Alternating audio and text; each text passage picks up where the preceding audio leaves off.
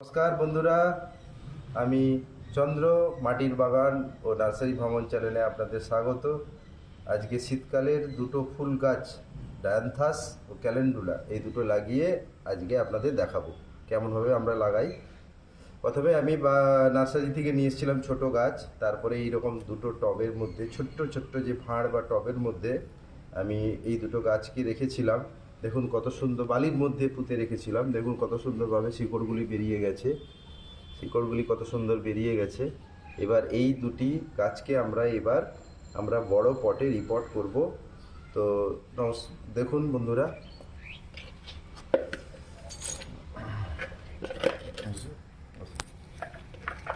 আমরা প্রথমে এটির ড্রেনেজ ব্যবস্থাটা ঠিকঠাকভাবে করে নেব। প্রত্যেকটি গাছের ড্রেনেজ ব্যবস্থা মূল, তো তাই সেক্ষেত্রে ড্রেনেজ ব্যবস্থা যদি না ঠিকঠাক থাকে তাহলে জল আটকে গিয়ে গাছের গোড়া বা শিকড় পচে যেতে পারে। তাই ড্রেনেজ ব্যবস্থাটা খুব সুন্দরভাবে তৈরি করতে হবে। এবং এরপরে আমরা বালি দিয়ে এটিকে একটা স্তর বানিয়ে ফেলবো, যাতে জলটা ওপরের যে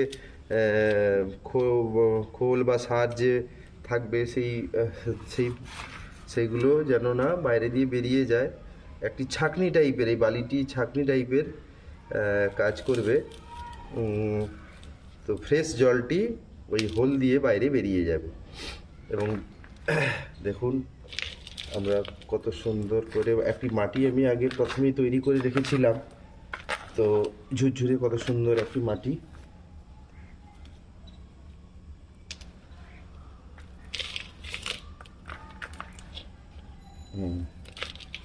এবার আমরা এটিকে এরকম ঠুকে দেবো। ঠুকে দিলে দেখবেন গাছটি মাটি সহ বেরিয়ে আসবে। খুব সাবধানে করতে হবে, কারণ এই গাছের শেকড় খুবই সূক্ষ্ম।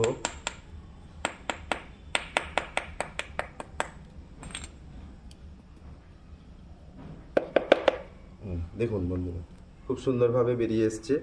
এবার আমরা এটিকে এই মাটির মধ্যে দিয়ে দেব।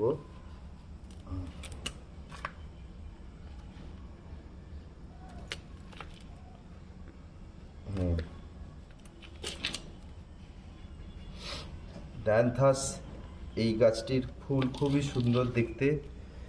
এটি লাল, বেগুনি, নানা রকম কালারের হয়ে থাকে। তো আমি নিজেও জানি না এটার কালার কেমন হবে, তো আশা করছি এটির কালার বেগুনি বা লাল দুটোর মধ্যে যে কোনো একটি হবে। তো সেটি আমরা পরে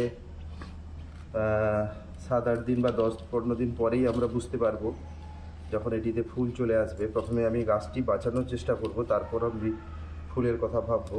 এই বছর শীত খুব একটি এখনো পর্যন্ত আসছে না, তো শীত খুব দেরি করেই পড়ছে মনে হচ্ছে। তাই এখনো শীত না আসার ফলে গাছ খুব একটা বাড়ছে না। তো এবার আমরা লাগাবো। এবার এটি হচ্ছে ক্যালেন্ডুলা। এটি খুব সম্ভবত এটি হলুদ কালারের হয়ে থাকে। আমার কাছে মনে হচ্ছে এটি হলুদ কালারই রয়েছে। এটাও বের করে নেব। শীতকালে এই ধরনের সিজন ফ্লাওয়ার পুরো বাগান একদম সুন্দর ফুলে ভরে থাকে। তাই শীতকালে মানুষ ফুল গাছ বা ফলের গাছ, দেখুন কত সুন্দরভাবে এর শিকড়গুলো তৈরি হয়ে গেছে।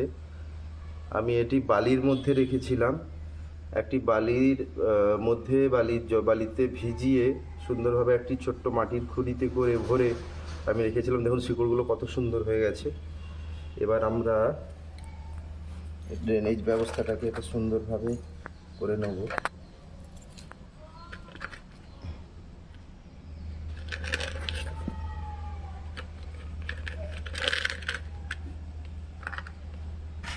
এবার বালি দিয়ে আমরা একটি স্তর করে নেব।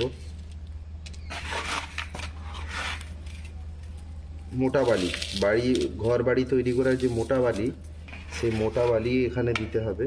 মোটা বালি না দিলে এই ওপরের যে মাটিগুলি নিচে গিয়ে এর মুখ বন্ধ করে দিতে পারে, তাই মোটা বালি দিয়ে এটা একটা স্তর বানিয়ে নিতে হবে।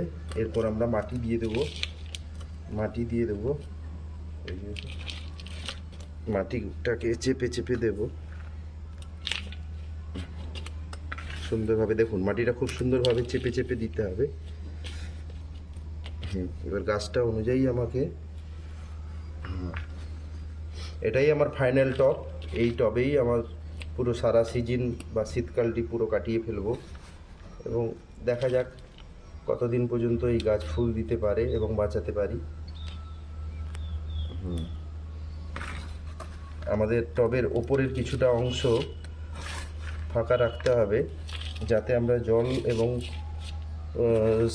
পরে মিক্সড সার যাতে দিতে পারি বা মিক্সড খাবার যাতে আমরা দিতে পারি, সেই জন্য একটু টবের ওপরের অংশ ফাঁকা রাখতে হবে। দেখুন এইভাবে একটু চেপে চেপে দেবো মাটিটা। চেপে চেপে দিলে তাহলে জল দিলে ভেতরে বাতাস ভরে থাকবে না, সুন্দরভাবে মাটিতে পুরো জল একদম ভিজে যাবে জলে। এরপর আমরা গাছগুলিতে জল দিয়ে দেবো। জল আমরা দেওয়ার সময় এরকমভাবে আমরা হাত দিয়ে দেব, যাতে করে গর্ত না হয়ে যায় মাটিটি। দেখবেন এই রকমভাবে যদি আমরা মগে করে জল দিতে থাকি ডাইরেক্ট, তাহলে দেখবেন সকালে উঠে বা 1 ঘন্টা পরে এসে দেখবেন যে একটি গর্ত টাইপের, হোল টাইপের হয়ে গেছে। তাই আমরা এইভাবে হাত দিয়ে ধরে জলটা দেব, বা যদি কারো ঝাড়ি থাকে ঝাড়ির মাধ্যমেও দিতে পারেন আপনারা। দেখুন এইভাবে আমরা জল দিয়ে দেবো, খুব সাবধানে দিতে হবে, ছোট গাছ। দেখুন এইভাবে জলটা আমরা দিয়ে দেবো ভর্তি করে, এবং এর 7 দিন পরে আমি এর আপডেট দেব কীভাবে গাছটি বা কী অবস্থায় রয়েছে গাছটি। আমি এর 7 দিন পরে আপডেট দেবো। আপনারা এই গাছ 7 দিন পরে আপনারা খোল পচা আপনারা দিতে পারেন, তো সাথে ডিএপি 2-4টা করে দানা আপনারা দিতে পারেন, বা জলে গুলিয়ে বা মিক্সড করে আপনারা ডিএপি দিতে পারেন। খোল পচা 3 দিন আমরা পচাবো, খোলটিকে পচিয়ে আমরা এতে দিতে পারি গাছগুলিতে। তো খোল পচা দিলেই এর বিশেষ কোনো খাবার নেই শীতকালীন গাছগুলির ক্ষেত্রে, তাই খোল পচিয়ে 3 দিন পর আমরা দিতে পারি। এতেই গাছ খুব সুন্দর হয়ে উঠবে। এবং সাথে নিম অয়েল আমরা ব্যবহার করি। দেখুন এই যে নিম অয়েল, এই নিম অয়েলটি আমরা ব্যবহার করি সপ্তাহে 1 বার।